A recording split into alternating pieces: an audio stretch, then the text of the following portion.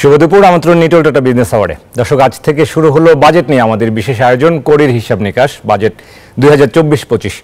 আপনারা এর মধ্যেই জেনেছেন 6 জুন আসছে বাজেট।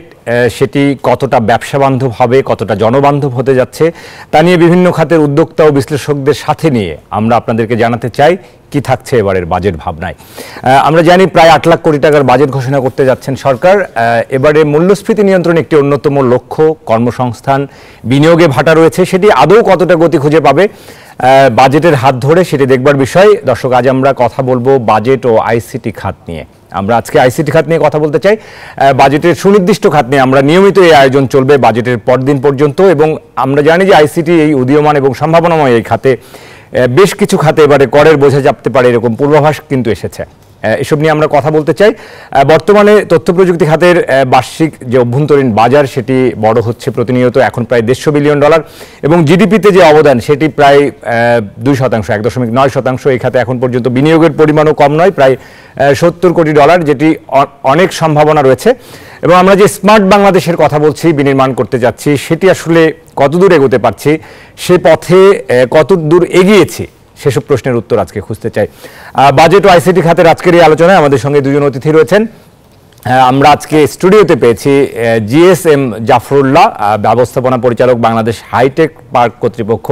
স্বাগত জানাচ্ছি জাফরুল্লাহ স্যার আপনাকে। ধন্যবাদ আপনাকে। আমাদের সাথে আরো একজন অতিথি রয়েছেন, বেসিসের সভাপতি, তরুণ একজন উদ্যোক্তা, রাসেল টি আহমেদ, আপনাকেও স্বাগত জানাচ্ছি। ধন্যবাদ।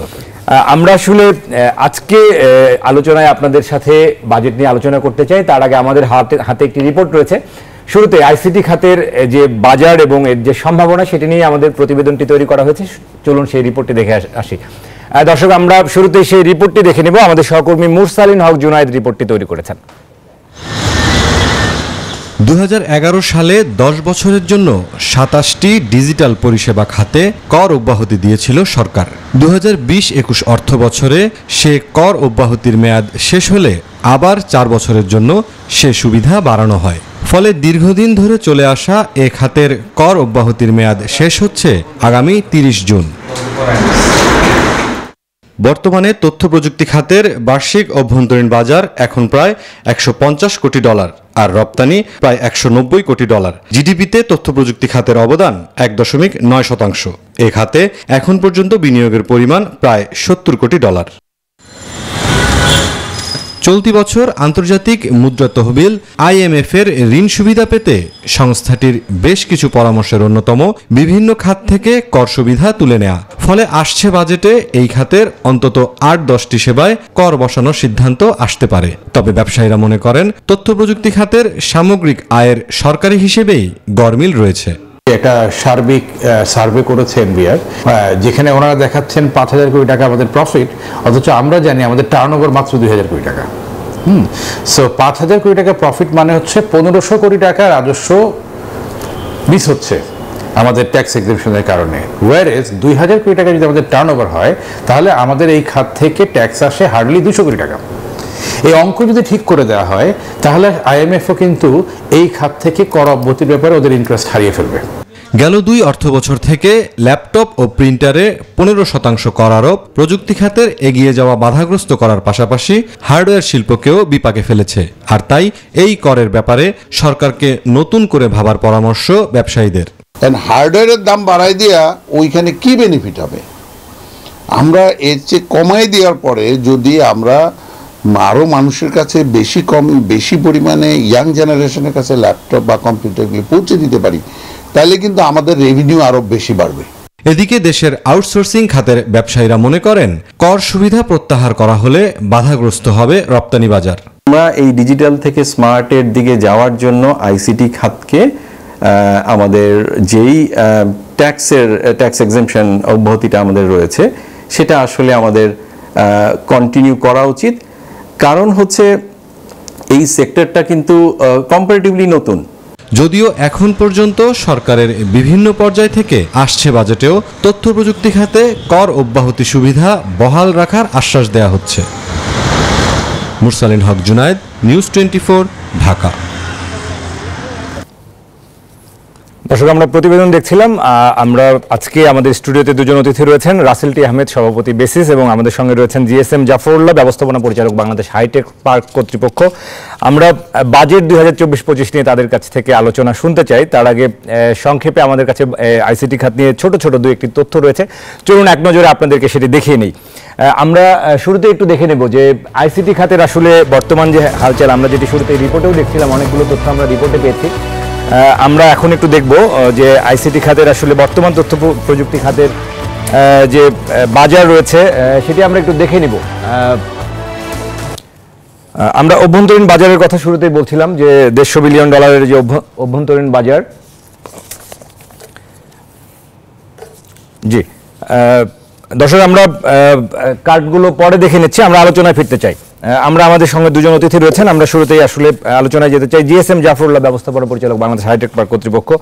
আপনার কাছে আসলে শুরুতে যেটি জানতে চাইবো যে এই যে রিপোর্টটি দেখছিলাম এবং বাজেট চলে এসছে, আর একেবারে কয়েকদিন পরই বাজেট হতে যাচ্ছে, সব মিলিয়ে আসলে ব্যবসায়ীরাও দাবি করছেন এই খাতে যেন প্রণোদনা অব্যাহত রাখা হয়, কর ছাড়গুলো রাখা হয়। আমরা জানি যে স্মার্ট বাংলাদেশ করবার ক্ষেত্রে এটি তারা দাবি করছেন, কিন্তু অনেক এই খাতের বয়সও হচ্ছে একটু একটু করে। সব মিলে কি মনে করছেন যে এবারের বাজেটে আসলে আইসিটি খাতের কোন বিষয়গুলোকে অগ্রাধিকার দেওয়া উচিত? ধন্যবাদ আপনাকে সময় উপযোগী প্রশ্নটি করার জন্য। আপনি নিজেও জানেন, এবং একটু আগে যে মোরসালিন বাবলার যে প্রতিবেদনটি, এতেও কিন্তু দেখা গেছে যে আইসিটি খাত কিন্তু বাংলাদেশে খুব একটা কি বলে দীর্ঘ আগে ছিল না, অল্প কিছুদিন, গত 10-15 বছর যাবত এই খাতটি নিয়ে আমরা কিন্তু বেশ এগিয়ে গিয়েছি। আপনি জানেন বাংলাদেশ হাইটেক পার্ক অথরিটি এটি 2010 সালে আইনে পরিণত হলো। এটার কার্যক্রম শুরু হয় 2014 সালে, তার মানে মাত্র 10 বছর বয়সী। এক্ষেত্রে কিন্তু বাংলাদেশ হাইটেক পার্ক যা যা করেছে, বা এই খাতে দেশি বিদেশি বিনিয়োগ আনতে গিয়ে যে সমস্ত যে ছোট ছোট বাধাগুলি ছিল, এই বাধাগুলি দূর করার ক্ষেত্রে কিন্তু এনবিআরের কাছে আমরা কিছুটা হলো ঋণী। তারা কিন্তু বিভিন্ন সময় তাদের প্রণোদনা দিয়েছে, এসআরওর মাধ্যমে তাদের বেশ কিছু ওই যে দেশি বিদেশি যারা হাইটেক পার্কে ইনভেস্ট করবে তাদেরকে যে কর অব্যাহতির সুযোগটা দিয়েছে প্রায়শই। এটি এই বছর শেষ হয়ে যাওয়ার কথা, যেটি আমাদের এখনকার যে ব্যবসায়ীরা দেশি বিদেশি তারা চাচ্ছে, যে আমরাও চাচ্ছি যে এটি যেন আগামী 30/30 সাল পর্যন্ত এটা কর অব্যাহতিটা অব্যাহত রাখা হয়। আপনি জানেন যে প্রায় 8 লাখ কোটি টাকার বাজেট সামনে আসছে, এবং এতে করে আমরা দেখব যে আইসিটি খাতে গত বছর বা তার আগের বছর আপনি ধারাবাহিকতায় যিনি দেখবেন, মাননীয় প্রধানমন্ত্রী আইসিটি খাতকে অবশ্যই এটাকে একটি এই স্মার্ট বাংলাদেশ করার ক্ষেত্রে এটাকে একটা আইসিটি ডিভিশনটাকেই এটাকে লিড ডিভিশন হিসাবে ঘোষণা করেছে। আপনি জানেন যে গত বছরের 3রা আগস্ট মাননীয় প্রধানমন্ত্রীর নেতৃত্বে যে স্মার্ট বাংলাদেশ একটা টাস্কফোর্স ঘোষিত হয়, সেই টাস্কফোর্সকে কিন্তু 15 জন মাননীয় মন্ত্রী মহোদয়কে হেড করে 15টি সাব কমিটি গঠন করা হয়। ওইখানে এই লক্ষ্যমাত্রা স্থির করে দেওয়া হয় যে 41 সালের বাংলাদেশ কিভাবে প্রতি বছর এগিয়ে যাবে, এবং এই খাতে কিভাবে বিনিয়োগ করলে সেই দেশটি, আমাদের দেশটি স্মার্ট বাংলাদেশ পরিণত হবে। যে গত বছর আপনার যদি মনে থেকে থাকে 2023, আমি দুঃখিত আপনাকে একটু ইন্টারাপ্ট করছি, সেটা হচ্ছে এই মুহূর্তে আসলে ঘূর্ণিঝড় কবলিত এলাকায় প্রধানমন্ত্রী তিনি পরিদর্শনে গিয়েছেন, সেখানে কথা বলছেন। আমরা সরাসরি অল্প একটু সময়ের জন্য সরাসরি সেখানে যুক্ত হতে চাই। প্রধানমন্ত্রী এখন কথা বলছেন। ঠিক আছে। আজকে আমাদের সঙ্গে দুজন অতিথি রয়েছেন, রাসেল টি আহমেদ, সভাপতি বেসিস, এবং আমাদের সঙ্গে রয়েছেন জিএসএম জাফরুল্লাহ, ব্যবস্থাপনা পরিচালক, বাংলাদেশ হাইটেক পার্ক কর্তৃপক্ষ। আরও একবার আপনাদেরকে স্বাগত জানাচ্ছি। আমরা প্রধানমন্ত্রীর কথার সূত্র ধরে যদি ছোট ছোট করে আপনাদের কাছে দুটো বক্তব্য নিয়ে আমরা বিরতিতে যেতে চাই, যে এই যে ঘূর্ণিঝড় হয়ে যাওয়া, বড় ধরনের ক্ষতি হয়ে যাওয়া, এখানে কিন্তু তথ্য প্রযুক্তি খাত একটা বড় ধরনের ভূমিকা রাখতে পারে। এই সময়গুলোতে আসলে তথ্য প্রযুক্তি খাত আরও কিভাবে অগ্রণী ভূমিকা রাখতে পারে, সেই বিষয়ে একটু যদি মন্তব্য করতেন। ধন্যবাদ আপনাকে, একেবারে সময় উপযোগী প্রশ্ন করেছেন। আবারও যে এই যে আমরা তথ্য প্রযুক্তির কারণেই কিন্তু আমরা সময় মতো জানতে পেরেছি যে কোথায় কখন ঘূর্ণিঝড়টি কোন সময় আঘাত আনবে, এবং তাদের উপকূলীয় অঞ্চলের জনগণকেও কিন্তু নিরাপদে আমরা সরিয়ে নিতে পেরেছি। আপনি জানেন যে গত 15-20 বছর আগে ঘূর্ণিঝড়ে যত লোক মারা যেত, যত সম্পদের ক্ষয়ক্ষতি হতো, এখন কিন্তু তার একেবারে 10% হয় না। এটাই কিন্তু তথ্য প্রযুক্তির অবদান। আপনি এর আগে যেটা বলেছিলেন যে আপনি তথ্য প্রযুক্তি খাতে এবারের বাজেটে গতবারের চেয়ে বৃদ্ধি পাবে কিনা, অবশ্যই পাবে, কারণ আপনি জানেন যে দিন দিন কিন্তু এই প্রযুক্তি, এই তথ্য প্রযুক্তি খাতটাই কিন্তু অগ্রণী ভূমিকা পালন করবে। আর এইবারের বাজেটের যে মূল প্রতিপাদ্য, এটাতে কিন্তু লেখা আছে সুখী, সমৃদ্ধ, উন্নত ও স্মার্ট বাংলাদেশ বিনির্মাণে অঙ্গীকার। তো অতএব আমি আশা করব এবার এনবিআরও তাদের সেই মানে এসআরওগুলি বা তাদের যে প্রণোদনা খাতটাকে দীর্ঘায়িত করবে 10, 30 বা 31 পর্যন্ত, এবং সরকারও এই খাতে বাড়াবে। অনেক ধন্যবাদ, সংক্ষেপে বলেছেন। আমরা রাসেল টি আহমেদের কাছে ছোট্ট করে একটু মন্তব্য নিয়ে এরপর আমরা মূল আলোচনায় আসলে বিরতির পর আসতে চাই বাজেট নিয়ে। তার আগে এই ঘূর্ণিঝড় কবলিত এলাকায় প্রধানমন্ত্রী যেটি বলছিলেন, যে বক্তব্য শুনছিলাম, তারপরে আসলে আপনার কাছে কি মনে হয় যে আমরা একটু তথ্য প্রযুক্তি আর কি করার সুযোগ আসলে রয়েছে? এই ধরনের ঘূর্ণিঝড় কবলিত এলাকায় বিদ্যুৎ চলে যায়, তারা আসলে নানা রকম দুর্ভোগে পড়েন, এই দুর্ভোগটা তাদেরকে পোহাতেই হয়। এখানে কি নতুন উদ্ভাবনী কিছু ভাববার সুযোগ আছে কিনা? আসলে প্রথমত আপনাকে এবং নিউজ 24-কে ধন্যবাদ। যে কোনো কিছুতেই মানে তথ্য প্রযুক্তিকে এমনভাবে ভাবতে হবে যে কোনো জায়গাতেই আসলে প্রযুক্তির প্রয়োজনটা আছে, এবং সেটা আমরা প্রমাণ করেই যাচ্ছি। আজকের দুর্যোগ, কিছুদিন আগে চিন্তা করেন কোভিড দুর্যোগ, কোভিড যখন আসলো, আমরা সুরক্ষার মাধ্যমে, সুরক্ষা অ্যাপটির মাধ্যমে এমনকি বহির্বিশ্বের থেকে আগে আমরা কত সহজে টিকা কর্মসূচিটা করতে পারলাম এবং কত স্মার্টলি করতে পারলাম। তার ঠিক পরপর মাননীয় প্রধানমন্ত্রী যখন প্রণোদনা দেন, বিশেষ করে মানে পোশাক শিল্পে, এই তথ্য প্রযুক্তির মাধ্যমে কিন্তু একদম পারফেক্টলি প্রত্যেকটা শ্রমিকের হাতে টাকা পৌঁছে গেছে। এই ঘূর্ণিঝড়েও তাই দেখছি আমরা, যে প্রযুক্তির সাহায্য নিয়ে আমরা জানতে পারি। প্রযুক্তি আসলে সব জায়গাতেই প্রয়োজন। এই পরবর্তী ক্ষতি প্রসারের ক্ষেত্রে এখানে তথ্য প্রযুক্তির সহায়তা কিভাবে নেওয়া যেতে পারে তাদের কাছে? আমরা যখন ক্ষতি পুনর্বাসনের, আপনি দেখবেন যে মানে এটা থেকে আমরা কি, যেটা মানে ডেটা অ্যানালাইসিস, আমরা এখান থেকে তখন ডেটাটা নিতে পারবো যে আসলে কোথায়। আমরা আগে একটা সময় দেখতাম যে আসলে কয়টা মানুষ মারা গেলেন সেটা কিন্তু হাত দিয়ে গোনা যায়, কিন্তু এবার কিন্তু সেটা হয় নাই, কিন্তু ক্ষতি কিন্তু হয়েছে। এই ক্ষতির যে পরিমাপকের জায়গাটা, মানে সেটা অর্থনীতির ক্ষতি, সেটা বাড়িঘরের ক্ষতি, সেটা পারিবারিক ক্ষতি, ব্যবসায়িক ক্ষতি, সবগুলো ক্ষতির পরিমাপ কিন্তু প্রযুক্তির সাহায্য নিয়েই করা হবে। এবং তার পরবর্তী সময়ে আমরা যত তাড়াতাড়ি ইন্টারনেটকে আবার ফেরত নিয়ে আসতে পারছি, যত তাড়াতাড়ি আমরা কানেক্টিভিটি দিতে পেরেছি, মোবাইল কানেক্টিভিটি দিতে পেরেছি, তাতে আসলে যোগাযোগটা বাড়ে। এই যোগাযোগটা বাড়লেই আসলে নতুন কাজটা, পরবর্তী পদক্ষেপটা নেওয়া সহজ হয়। জি, রাসেল টি আহমেদ, অনেক ধন্যবাদ। আমরা মূল আলোচনায় আসবো, তার আগে ছোট্ট একটা বিরতি নিচ্ছি। দর্শক, আজকে আমাদের সঙ্গে দুজন অতিথি রয়েছেন। বাজেট 2024-25 নিয়ে আমরা আলোচনা করছি। কোরের হিসাব নিকাশ ডিজিটাল ডাটা বিজনেস অ্যাওয়ার্ডের এই বিশেষ আয়োজন। আমরা আরও আলোচনা করতে চাই বাজেট নিয়ে। ছোট্ট একটা বিরতির পর আশা করি আমাদের সাথেই থাকবেন। দর্শক, বিরতির পর আবারও স্বাগত জানাচ্ছি ডিজিটাল ডাটা বিজনেস অ্যাওয়ার্ডে। আজকে বাজেট নিয়ে আমাদের বিশেষ আয়োজন চলছে, কোরের হিসাব নিকাশ বাজেট 2024-25। আমাদের সঙ্গে দুজন অতিথি রয়েছেন। আরও একবার স্বাগত জানাতে চাই রাসেল টি আহমেদ, সভাপতি বেসিস, এবং আমাদের সঙ্গে রয়েছেন জিএসএম জাফরুল্লাহ, ব্যবস্থাপনা পরিচালক, বাংলাদেশ হাইটেক পার্ক কর্তৃপক্ষ। আপনাদের দুজনকে আরও একবার স্বাগত জানাচ্ছি। আমরা আপনাদের সঙ্গে মূল আলোচনায় আসতে চাই, যেহেতু বিরতির আগে আমরা প্রধানমন্ত্রীকে পাচ্ছিলাম, সেই বিষয়গুলো নিয়ে কথা বলছিলাম।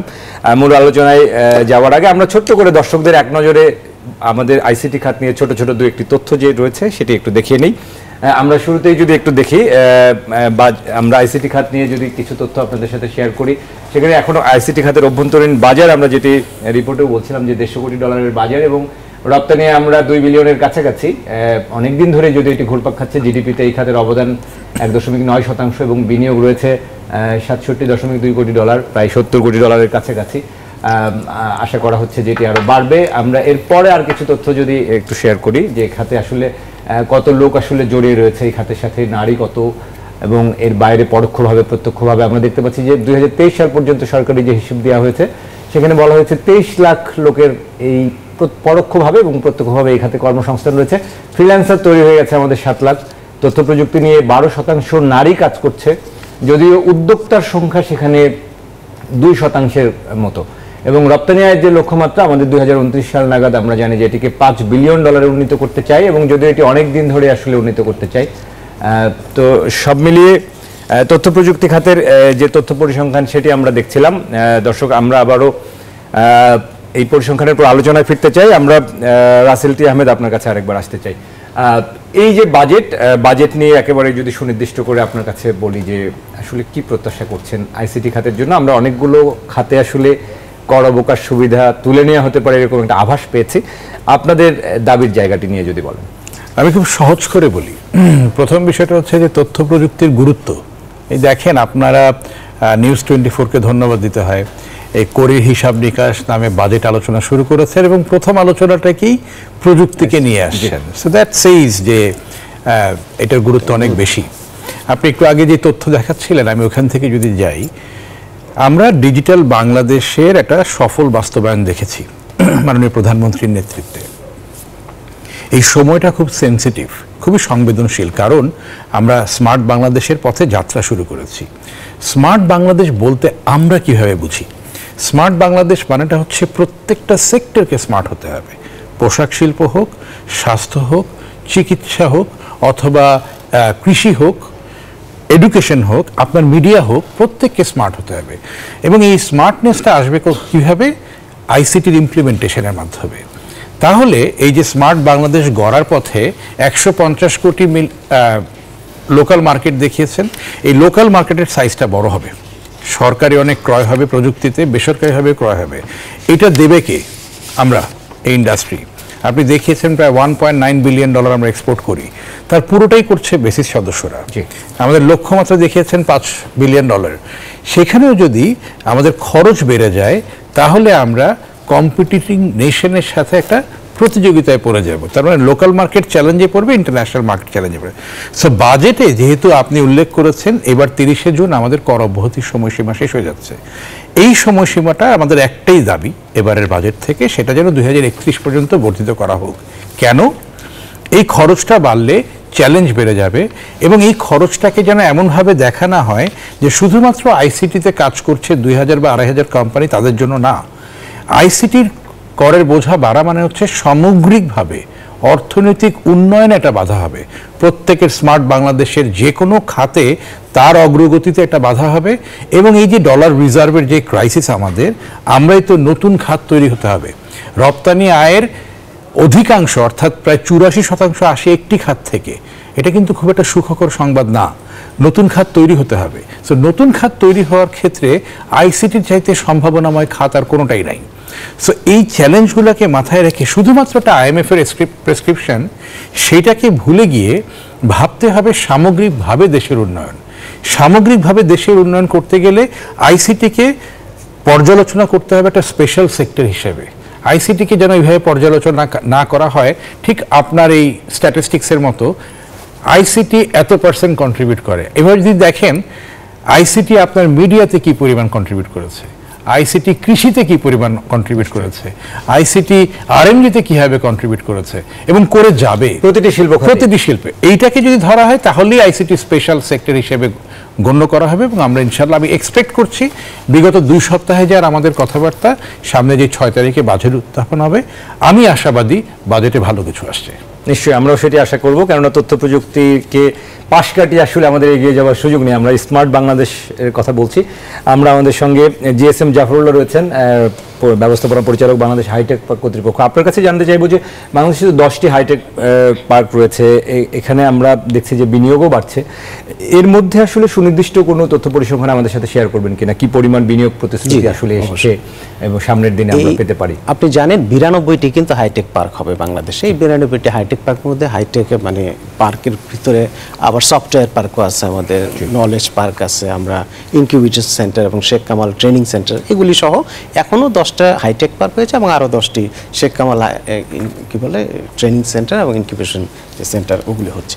যেটা বলতেছিলেন আপনি যে এখানে কি পরিমাণ দেশি বিদেশি বিনিয়োগ আসছে, আপনারা নিশ্চয়ই জানেন যে আমাদের একেবারে ঢাকার যে কাছে কালিয়াকৈরে, ওইখানে সর্ববৃহৎ যে আমাদের হাইটেক পার্ক, সেখানে প্রায় 371 একর জমিতে দেশি বিদেশি প্রায় 228টি কোম্পানিকে আমরা ওইখানে কিন্তু বরাদ্দ দিচ্ছি। এর মধ্যে বাইরেরই প্রায় 16-17টি বিদেশি কোম্পানি আছে এবং তারা এখানে কিন্তু নির্বিঘ্নে তাদের কাজ চালিয়ে যাচ্ছে। আপনারা জানেন যে দক্ষিণ কোরিয়ার ক্রেটা সহ ইভেন আমাদের যে টেলিফোন এবং ওইখানকার যে ATM বুথ সব এখানেই হচ্ছে কিন্তু একেবারে আলট্রা মডার্ন যেটা।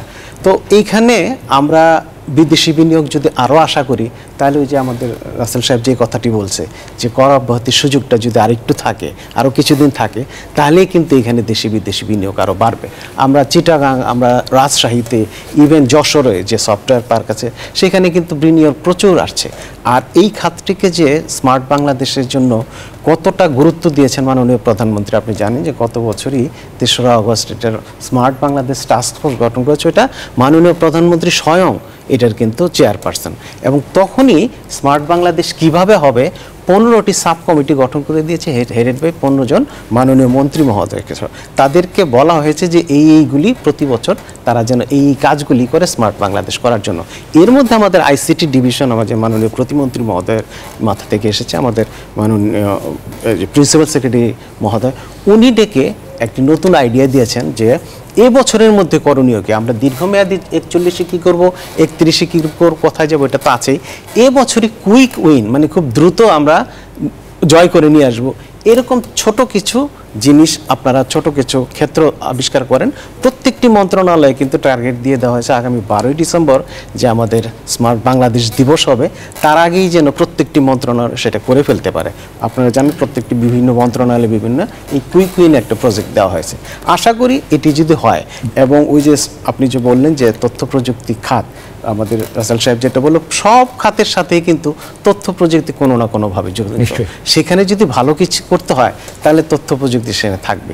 তথ্য প্রযুক্তির আলাদা কিছু হবে না, সবগুলির মিলিত তথ্য প্রযুক্তির যে খাত যে তাদের অবদানটা রাখবে, সেটাই কিন্তু স্মার্ট বাংলাদেশ গড়ার ক্ষেত্রে অবদান রাখবে। আর আমরা আশা করি অবশ্যই টার্গেট যে 2031 এবং 41 দুইটাতেই কিন্তু আমরা সফল খাবো। যেহেতু আমরা সকলেই জানি যে ওই ডিজিটাল বাংলাদেশ যেহেতু টার্গেট দিয়েছিলেন মাননীয় প্রধানমন্ত্রী 21, তার আগে আমরা করতে পেরেছি। স্মার্ট বাংলাদেশ 41 অবশ্যই তার আগে আমরা করতে পারবো। আমরাও সেটি আশা করবো যে বাংলাদেশ সেই পথে এগিয়ে যাবে এবং স্মার্ট বাংলাদেশের যে স্বপ্ন সেটি পূরণ করবে। রাসেল টি আহমেদ এবং জিএসএম জাফরুল্লাহ, আমরা আরও আলোচনা করতে চাই এই কড়ির হিসাব নিকাশে। আরেকটা ছোট্ট বিরতি নেবার সময় হয়েছে। দর্শক, আজকের নিটো ডেটা বিজনেস আওয়ারের বিশেষ আয়োজন বাজেট 2024-25 কড়ির হিসাব নিকাশ। আমরা আইসিটি খাত নিয়ে কথা বলছি, আরও কথা বলবো আরেকটা ছোট্ট বিরতির পর। আশা করি সাথেই থাকবেন। দর্শক, আবারও স্বাগত নিটো ডেটা বিজনেস আওয়ারে বাজেট নিয়ে বিশেষ আয়োজন কড়ির হিসাব নিকাশ অনুষ্ঠানে। আমাদের সঙ্গে দুজন অতিথি রয়েছেন, জিএসএম জাফরুল্লাহ, ব্যবস্থাপনা পরিচালক, বাংলাদেশ হাইটেক পার্ক কর্তৃপক্ষ। আমাদের সঙ্গে রয়েছেন রাসেল টি আহমেদ, বেসিসি সভাপতি। আমরা আরও একবার স্বাগত জানাচ্ছি। অনুষ্ঠানের শেষ পর্যায়ে রয়েছে, ছোট ছোট করে আপনাদের কাছে একটু 2-1টি মন্তব্য নিতে চাই। আমরা যেহেতু বাজেট নিয়ে কথা বলছি, রাসেল টি আহমেদ, আপনার কাছে এবার আসতে চাই। মোটা দাগে আপনি অনেকগুলো বিষয় আসলে সহজ করে বলেছেন, যে বাজেট আসলে কী হওয়া উচিত, প্রত্যাশার কথাও জানিয়েছেন। সব মিলিয়ে আসলে আইসিটি খাতে যে কর্মসংস্থানের একটি লক্ষ্য, রপ্তানির যে লক্ষ্য, সেই জায়গাটি আমরা অনেকদিন ধরে বলছি, কিন্তু বাস্তবায়নের জায়গাটিতে কোথাও একটা ঘাটতি হয়ে যাচ্ছে। সেই ঘাটতিটা কেন? আমি যেহেতু একটা অনুষ্ঠানে কথা বলার সময় কম, সহজ করে বলি আপনাকে। যে কোনো ব্যবসা বা যে কোনো শিল্প খাত, আপনাকে দুইটা বিষয় প্রথমেই মাথায় রাখতে হয়, বিনিয়োগ এবং কাঁচামাল। আমরা বিগত 15-20 বছর এই ইন্ডাস্ট্রির যত বিনিয়োগ এসেছে, খেয়াল করে দেখবেন আমাদের কিন্তু কোনো কোলাটেরাল নাই। তরুণ উদ্যোক্তা, আমরা কিন্তু ব্যাংকিং রেগুলার সিস্টেমে ব্যাংকে কোলাটেরাল দিয়ে ব্যাংক লোন নিতে পারি না। সো এই উদ্যোক্তারা যত বিনিয়োগ করেছেন, সবাই কিন্তু পারিবারিক সোর্স থেকে টাকা এনে বিনিয়োগ করেছেন। এবং তারপরে ফিউ স্টার্টআপস যারা বিদেশি বিনিয়োগকারীদের আগ্রহী করেছেন, অ্যাঞ্জেল ইনভেস্টর হিসেবে টাকাটা এনেছেন। তার মানেটা হচ্ছে, যখন একটা শিল্পকে ব্যাংক ফাইন্যান্স করে না, তখন কিন্তু এই শিল্পটা চ্যালেঞ্জের জায়গায়। তাহলে উপায় কি? আমরা বলেছি আইপিআর এর ভ্যালুয়েশন করা হোক, কারণ ওইটাই আমাদের কিন্তু আমাদের মেধাসত্ত্বই কিন্তু আমাদের আসল অ্যাসেট। সেই অ্যাসেটটার মূল্যায়ন করে আমাদেরকে যেন ব্যাংক ফাইন্যান্সিং করে, তাহলে সামনে আগানো সহজ হবে। সেটা বাজারের সাথে খুব সম্পৃক্ত একটা বিষয়। দ্বিতীয় বিষয় হচ্ছে আপনার কাঁচামাল। আপনি দেখবেন বিভিন্ন শিল্প খাত নিয়ে আপনি কথা বলবেন আগামী পর্বগুলোতে, সবাই বলবে আমার এই কাঁচামালের এই ট্যাক্স কমানো হোক, ওই ট্যাক্স কমানো হোক। আমার কাঁচামাল কি?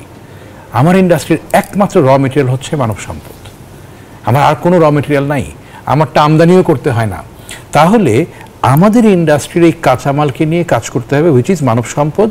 ইন্ডাস্ট্রি এবং একাডেমিয়া, আজকে আপনি সরকারকে রেখেছেন, ইন্ডাস্ট্রিকে রেখেছেন, একাডেমিকে রাখেন নাই, রাখলে আর একটু ভালো হতো। যে আমরা এখনও ইন্ডাস্ট্রি থেকে রেডিমেড হিউম্যান রিসোর্স পাই না। শতাধিক ইউনিভার্সিটি আছে, কারণ ওনারা ওনাদের মতো ট্র্যাডিশনাল ভাবে আছেন। এই ইফেক্টিভ কোলাবোরেশনটা যদি করা যায়, কারণ আমাদের ইন্ডাস্ট্রির সবচেয়ে বড় চ্যালেঞ্জটাই ওইটা। সো এই ইন্ডাস্ট্রিকে, যেহেতু এই ইন্ডাস্ট্রি সামনের দিকে স্মার্ট বাংলাদেশ তৈরি করবে, তাহলে এই ইন্ডাস্ট্রিকে সর্বাপেক্ষা গুরুত্ব দেওয়া উচিত, কর অব্যাহতি না, এই ইন্ডাস্ট্রিকে আরো বেশি প্রণোদনাও দেওয়া উচিত।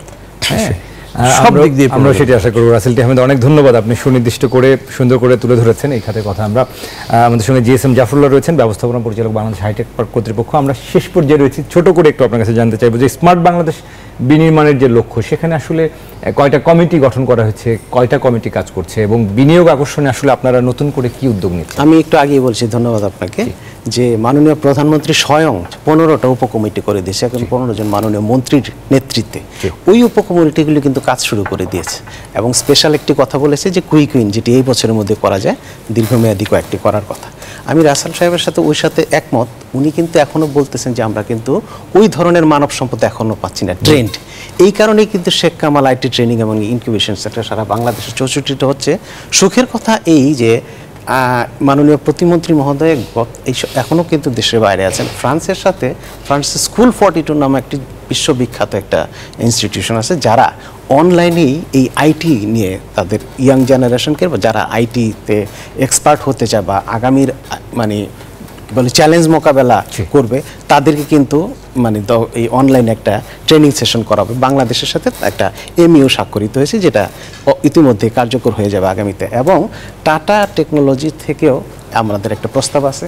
আইআইটি যে মাদ্রাজ, তার সাথে আমরা জানি যে, আপনারা জানেন যে আমাদের পদ্মা সেতু পার হলেই Sheikh Hasina institute of frontier technology, আগামীতে যেই টেকনোলজিগুলি আমাদের কাজে লাগবে এবং ওনাদেরও কাজে লাগবে। বেসিস বাক্য কিন্তু এই ব্যাপারে আমাদের খুব সহযোগিতা করতেছে, যে আমাদের সাজেশনও দিচ্ছে যে এই করা যায়। একাডেমিয়ার কথা বলেছেন উনি, একাডেমিয়ার সাথে আমাদের ইন্ডাস্ট্রির কীভাবে মানে একটা যোগসূত্র করা যায়, এই নিয়েও কিন্তু আমরা কাজ করছি। এবং বিভিন্ন ইন্ডাস্ট্রিতে একাডেমি থেকে বেরোনোর ইয়াং জেনারেশন সেখানে যেন খুব দ্রুতই তাদের কাজের পরিধি দেখতে পারে, সেই জন্য তাদের ইন্টার্নশিপের ব্যবস্থা করা হয়েছে।